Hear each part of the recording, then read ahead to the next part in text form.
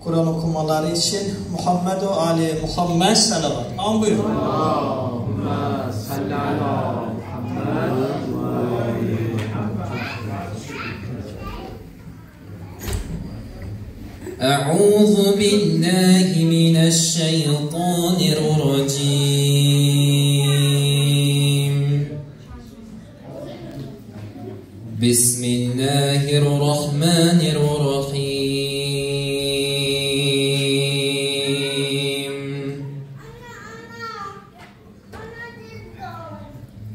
Elif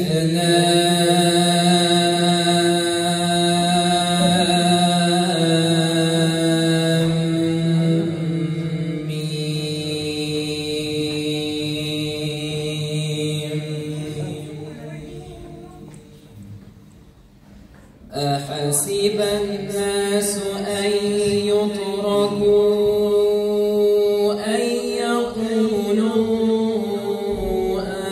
آمنا وهم لا يفتنون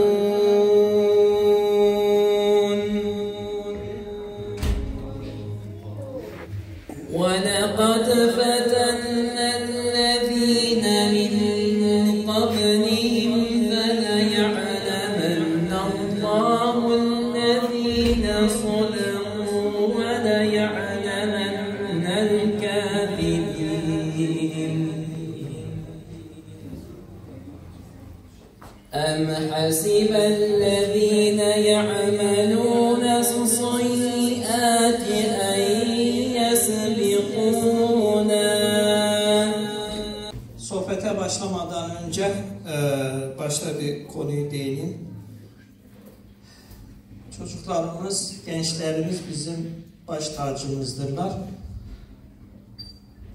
Konuşmaları dinlemelerini istedik.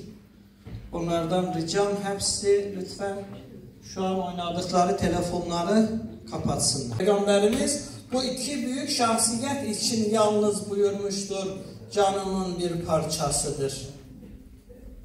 Yani Hazreti Fatıma ve İmam Rıza Aleyhisselam. Biz bu tabiri sırf bunlarda görmekteyiz ki nitekim Yüce Peygamberimiz hadisinde buyurur: "Setutfanu biz'atun minni bi arz-ı Horasan." Gün gelecek bunu Peygamberimiz buyurur ta vefatından yaklaşık 140 yıl önce. 140 yıl önceden Peygamberimiz buyurur: "Setutfanu biz'atun minni fi arz-ı Horasan." Gün gelecek benim pare-i tenim, canımın parçası Horasan şehrinde, yani şu anki Meşhed bölgesinde toprağa verilecek. İmam Rıza Aleyhisselam hakkında buyurur her kim İmam Rıza'yı ziyaret ederse Peygamberimiz buyurur Allah ona en az iki şey verecektir. Ve bu tecrübeyle hasıl olmuştur. Buyurur her kim İmam Rıza'nın ziyaretine giderse Allah ona en az iki şey verecek. Biri bütün sıkıntıları, bütün kederleri, bütün yaşamış olduğu olumsuz olaylar neticesinde yaşadığı o sıkıntılar bir giderilecektir. Yani sen Meşhed'den döndüğünde böyle rahat bir şekilde, rahatlamış bir şekilde bütün sıkıntıların giderilmiş, bütün dertlerin giderilmiş, bütün dertlerin bitmiş şekilde sen döneceksin. İkincisi ise Peygamberimiz İmam Rıza hakkında buyurur. İkincisi ise Allah onun bütün günahlarını affeder. Yapmış olduğu günahları Allah İmam Rıza'nın ziyaretinden sonra affeder. Dünyaya yayılması, Şia'nın dünyada bilinmesi ve insanların teşekkür seçmesindeki en büyük etkenlerden biri İmam Rıza Aleyhisselam'ın Medine'den Merve, yani şu anki olduğu bölgeye yolculuk etmesi ve gitmesidir. İmam Rıza Aleyhisselam Medine'deydi. Ama zamanın halifelerinin emri üzerine ve zorla imamı oradan alıp Merv'e götürmelerinin en büyük neticesi ve güzelliği ve bereketi ki düşman bunu düşünememişti. Düşman farklı bir şey düşünmüştü. Düşman İmam Rıza'yı elinin altında tutabilmek, onu gözetimde tutabilmek düşüncesiyle İmam-ı nereden nereye aldılar. Aslında İmam Horasan'a, Merv'e, şu anki olduğu bölgeye sürgün olarak gitti. Ama adı farklıydı. Bir şekilde imamı orada zapt edebilmek, imamı kontrol edebilmek için imamı oraya götürdü. Yoksa imamı sevdiğinden değil. Ama hani Farsçada bir atasözü var ya, "Ger Xuda xahet, aduv şebet sebebi hayr." Doğru hala. Düz dedim de. Buyurur, atasözüdür, buyurur, eğer Allah istese düşman dahi bir güzelliğe sebep olur. Yani Allah istese aduv şebet sebebi hayr. Allah istese düşman dahi bir istemediği bir güzelliğe vesile olur.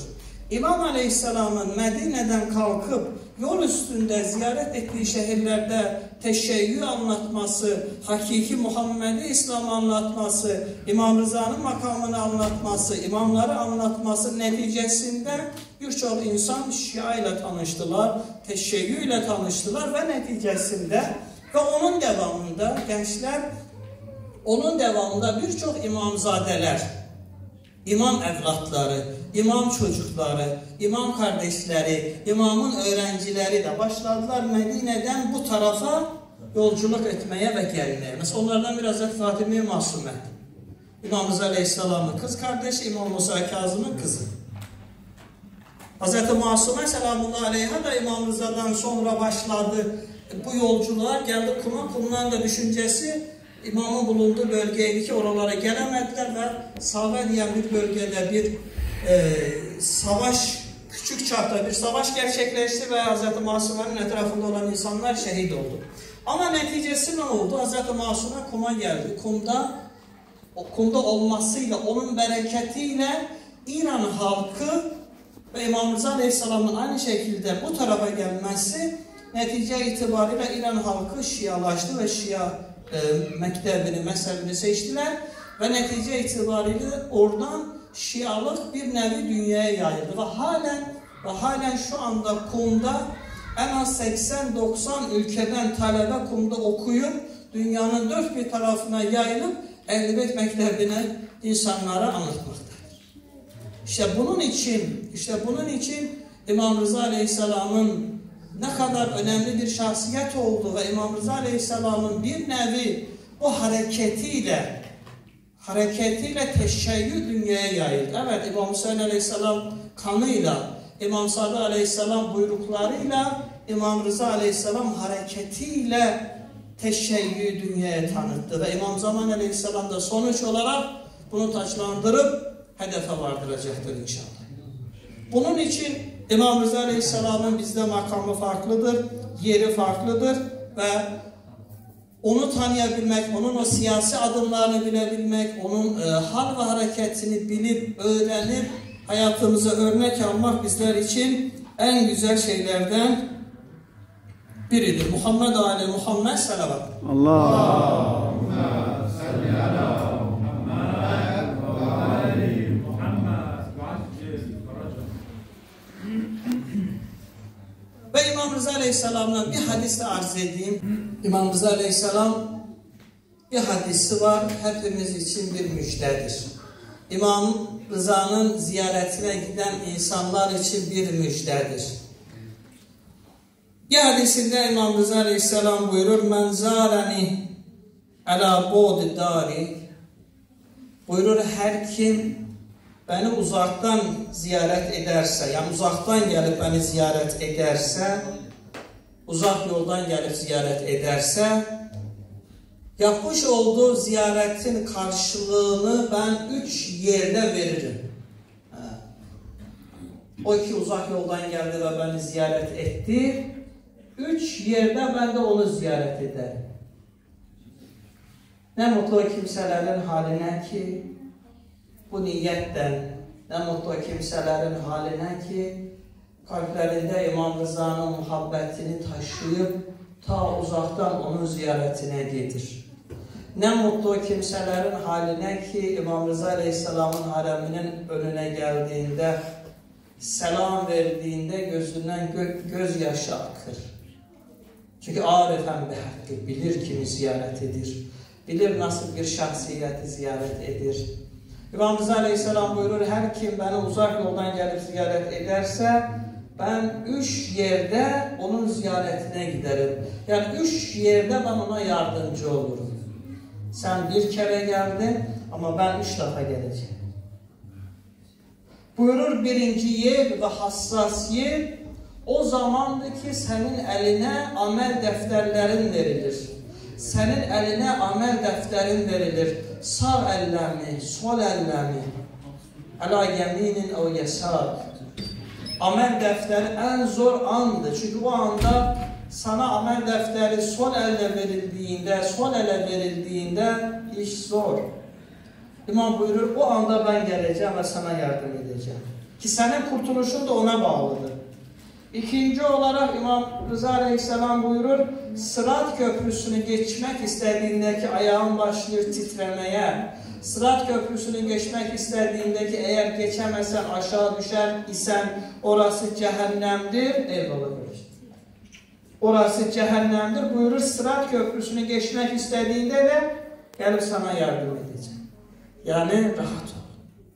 Amel defterleri verildiğinde rahat ol. Bu tabir bendendir. Korkma. Sen geldin ziyaretime, ben de amel defterlerin verildiğinde sana yardım edeceğim. Sırat Köprüsü'nden geçtiğinde korkma. Sırat Köprüsü'nden geçtiğinde korkma. Nasıl sen benim ziyaretime geldin, ben de Sırat Köprüsü'nden geçerken sana yardım edeceğim. Üçüncü ve son olarak mizan. En zor yer. Mizan, teraziler kurulacak, 2 terazi olacak. Bir tarafta yapmış olduğun sevaplar, Allah korusun bir tarafta yapmış olduğun günahlar tartmaya başlayacaklar. Hassas teraziler kullanılacak. Dünyevi olmayacak bu teraziler. Her şeyi tartacaklar. Men ya'mel miskale zerratin hayran yere. Herkes yaptığı bütün iyilikleri ve bütün kötülükleri görecek. Artık son andı. Terazide artık sevabın mı daha fazla, günahın mı daha fazla o anda belli olacak. İmam Rıza buyurur, orada da ben geleceğim senin yardımına. Gelip ne yapacak İmam Rıza Aleyhisselam? Tabir bendendir. Belki İmam Rıza Aleyhisselam gelecek, Allah-u Teala'ya öyle buyuracak ki dünyada bu benim ziyaretime gelmişti. Ve ben Rıza buna şahitlik ediyorum. Ben Rıza buna şahidim. Dünyada ziyaretime gelmişti. Hiçbir beklentisi yoktu. Hiçbir farklı niyeti yoktu. Bir derdi var idi, o da beni ziyaret etmekti. Ziyaretime geldi, bir şey de istemedi. Ziyaretime geldi, kendi dertlerini getirmedi. Ziyaretime gelip kendi dertleriyle beni meşgul etmedi. Ziyaretime geldi, sırf dedi ki Rızacan, senin olduğun yerde, senin defn olduğun yerde, senin bulunduğun yerde nefes almak istiyorum. Rızacan, özledim diye geldim. Özledim diye geldim. Olur ya beni görmekle mutlu olduğunu düşündüm ve geldim. Olur ya beni görmekle mutlu olduğunu düşündüm ve geldim. Hiçbir beklentim, hiçbir isteğim, hiçbir derdim, hiçbir şeyim yok. Ben sırf istedim ki Rızacan, şunu bilesin ki ben de senin şianım. Ben de senin dostun. Rızacan bunu bilesin ki dünyada seni sevenler var. Onlardan biri de benim. Bak geldim. Geldim huzuruna. Geldim senin yanına. Ya İmam Rıza. Ya garibel guraba. Gariplerin ağası. Böyle baktığınızda aslında İmam Rıza Aleyhisselam o manada garip değil. Ehl-i Beyt dostlarının olduğu bölgede ama ailesinden uzaktı. Ya İmam Rıza, demirəm biz de senin gibi garibik. Ama biz de vatandan uzağız. Biz de bazen ailelerimizden uzağız. Biz de bazen ailelerimizi, vatanımızda bıraktığımız anne babalarımızı, topraklarımızı özlemekteyiz. Ya İmam Rıza, o yüceliğin, o büyüklüğün, o Allah katında olan o değerin yüzü hürmetine biz gariplerin duasını kabul edelim. Ya İmam Rıza, biz gariplerin sıkıntılarını, biz gariplerin dertlerine deva ol. Ya İmam Rıza, evlatlarımızı, çocuklarımızı, torunlarımızı dinden, imandan, Kur'an'dan ayırma. Allah en kısa zamanda hepinize ama böyle Hz. Fatime Zehra camisi olarak beraber gitmeye inşallah nasip eylesin. Olur ya, birileri gece namazında dua ederler, bizden önce meşede giderler. Gittiklerinde bizim selamlarımızı İmam Rıza'ya götürsünler. Ve İmam Rıza'ya arz etsinler ki ya İmam Rıza, Frankfurt'ta Fatime Zehra Camisi'nde senin için kalpler atan Ehl-i Beyt dostları var. Onlara da bu ziyareti nasip eyle. İlahi ya Rabbel Alemin, dünyada Hz. İmam Rıza'nın ziyaretini, ahirette ise şefaatini bizlere nail eyle. Hastalarımıza acil şifalar inayet eyle. İlahi ya Rabbel Alemin, İlahi ya Rabbel Alemin, İlahi ya Rabbel Alemin, İmam Rıza'mızın yüzü hürmetine, anası Hz. Zehra adına başlattığınız, yıllar önce başlattığınız ve şu an inşaatta olan camimizi bitirmeyi, içinde ibadet etmeyi, içinde kardeş gibi geçinmeyi, kardeş olmayı, samimi olmayı, muhabbetli olmayı, İmam Rıza'yı anmayı bizlere nasip eyle. Muhammed Ali, Muhammed selavat. Allahümme salli ala Muhammed.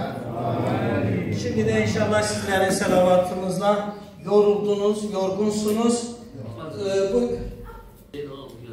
Öyle mi düşündünüz? Tamam. Yoruldunuz inşallah. İlahiler okuyacaklar, ilahi okunacak.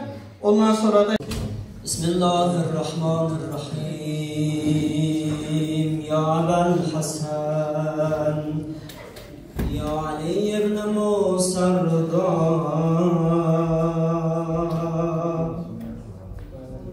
Ya Resulullah, Ya Hüccetallah la halki, Ya Seyyidana Mevlana, İnna tevecehna vesneşvana ve tevesselna bike ilallah ve kaddemnake beyne yedey hacatina ya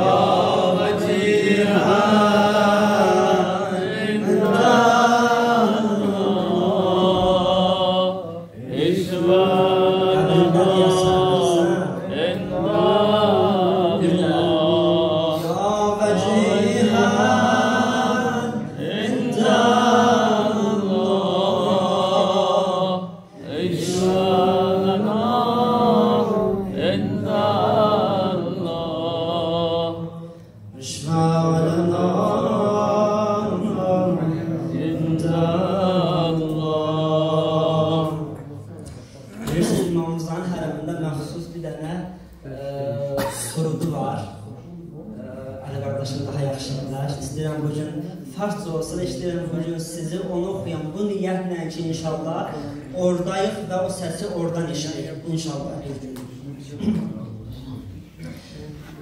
Ey səfaye gəl bezarəm, ey səfaye gəl bezarəm, hər çə darəm əsdarəm, ta qiyamət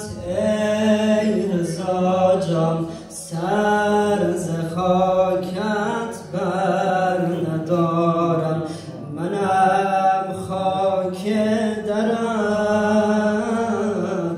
غلام نوکرم. Biz aldık Seyyid Ağa'dan da razı olsun inşallah. Onların sağlık selametliğine Muhammed Ali Muhammed salavat. Allahümme salli ala Muhammed. Hastası olanlar var, meriz olanlar var, iltimaslı dua edenler var inşallah. Seyit Rıza Ağa'nın da sağlık, selametliğine, sizin de öz hastalarınız varsa inşallah onların da sağlık, selametliğine. Bu dünya İmam Rıza Aleyhisselam'ın hem bahem ziyaretine inşallah ahirette şefaatine selavat. Allahümme salli ala Muhammed.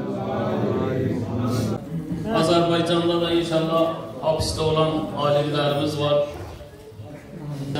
Onların da inşallah bir an önce özgürlüklerine kavuşmasına Muhammed alim var. Allahümme salli ala Zamanda server, zamanda rehber, cehan dil olsa rezadı dilber.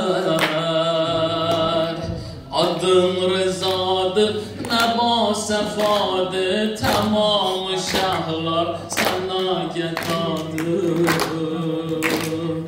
Merizi eşkin tabibi sensen, bütün garipler garibi sensen. İmam-ı Kuban, Şah-ı Horasan, reza cananem, reza cananem. Reza reza can, reza reza can, reza reza can, reza reza can. Ahmet, reza reza can, reza reza can, reza reza can,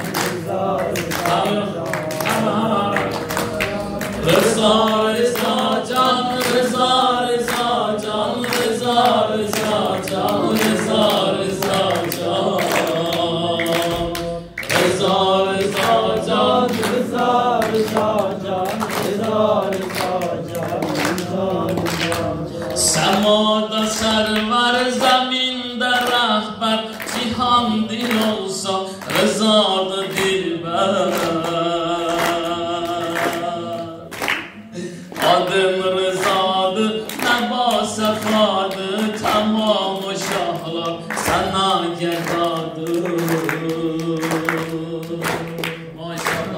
Merizi eşkin tabibi sensen, bütün garipler garibi sensen. Merizi eşkin tabibi sensen, bütün garipler garibi sensen. Rıza rıza can, rıza rıza can, rıza rıza can, rıza rıza can. Rıza rıza can, rıza rıza. Haramında diye sen inşallah. Rıza rıza can. Bir de eşkine. Rıza rıza can, rıza rıza can, rıza rıza can, rıza rıza can. Rıza rıza can, rıza rıza can, rıza rıza can, rıza. Bak bak bak maşallah. Sebebi hilgat kulli imamet, sebebi hilgat kulli imamet, nebi tarikat ehli şeriat. Gülü peygamber aziz daver, şücaatinde misli heyler. Eğer ke Kabe derim daşardı, harami emni khudi khuradi. Veli bizim haccımız sefadi, tevafi kabri İmam Rızadi. İmam-ı Kuban, Şah-ı Horasan, rıza rıza can, rıza rıza can. Rıza rıza can, rıza rıza can, rıza rıza can, rıza rıza can. Eşkine rıza rıza can, rıza rıza can, rıza rıza can, rıza rıza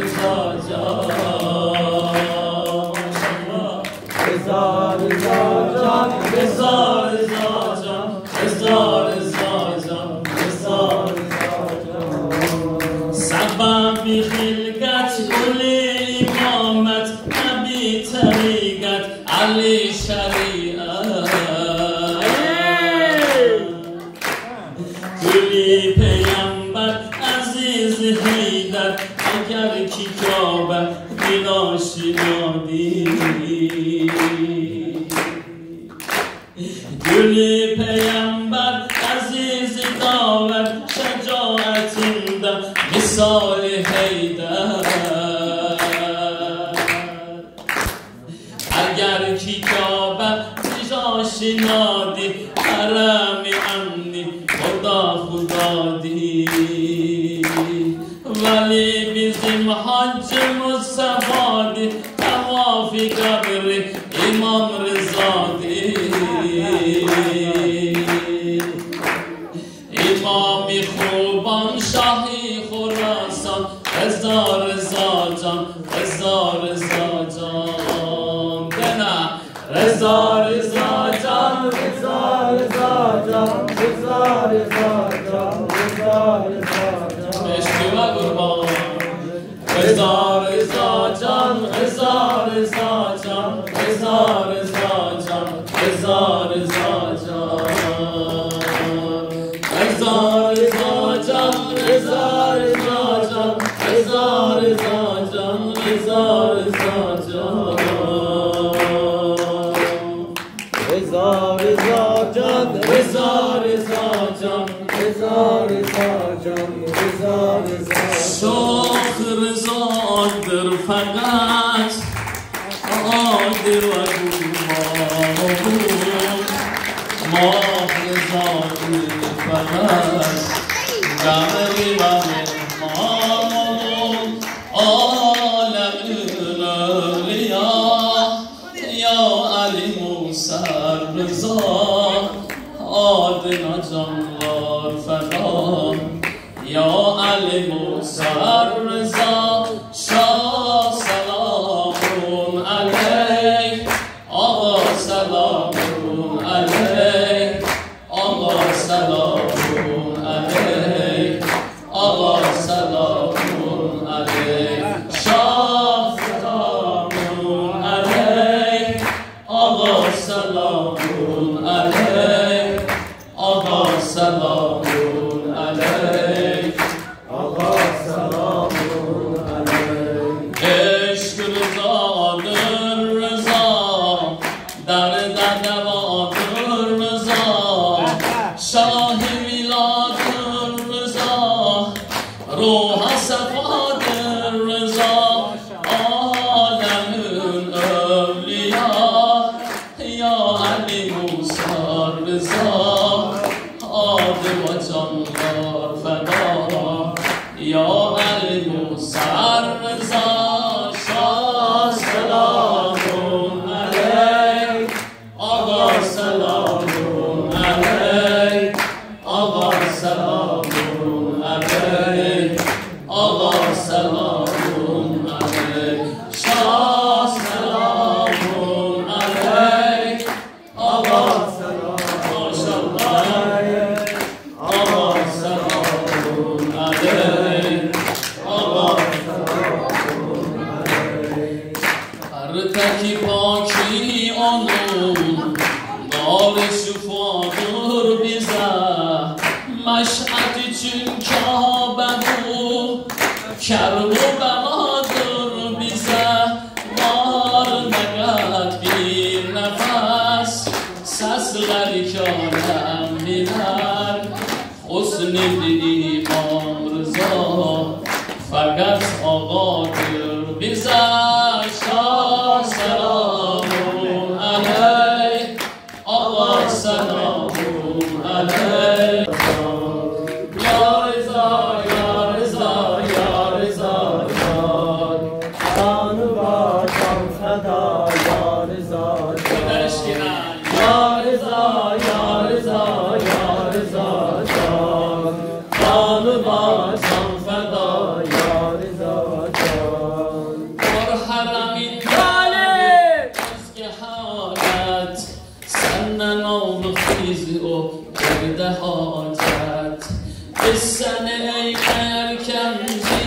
ziyaret Bağladık ehdi peyman ya Rıza can Ya Rıza, ya Rıza, ya Rıza can Canıma can feda ya Rıza can Ya Rıza, ya Rıza, ya Rıza can Canıma can feda ya Rıza can Ol bizim halimizden haberdar Ol bizim halimizden haberdar Sen bize olmasan kim olar yar Sen bize olmasan kim olar yar El açıp söylerik derdimiz var El açıp söylerik derdimiz var Sen bize öyle derman Rıza can Sen bize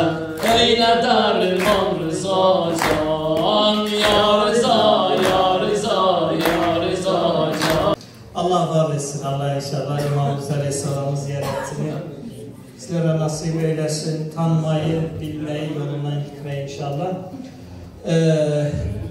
İki konuyu arz edip ondan sonra inşallah kızlarımıza ve ondan sonra da küçük çocuklarımıza küçük hediyeler yapıp onlar verilecek. Yani şimdiden dedik bunu arz edelim. Birincisi inşallah Kurban Bayramı için bir temennidir. Yani bu bir temennidir. Tabii ki buna inşallah yönetim karar verecek. İnşaatta çalışan arkadaşlar karar verecek. Düşünce aklımızdan geçir. Belki bu temenniyle de o da gerçekleşer. Dedik Kurban Bayramı namazını eğer imkan olursa inşaatta kılmak. Bu bir aklımızda. İkincisi ve daha önemli konu Kadri-Hum Bayramı'nı, Kadri-Hum Bayramı günü yani Cumartesi 14 Haziran. 14 Haziran bu bir öneriydi. Bunu inşallah yine yönetimde olan aziz kardeşler düşünecekler. Buna bir karar verecek. 14 Haziran günü birlik gezi düzenlemek.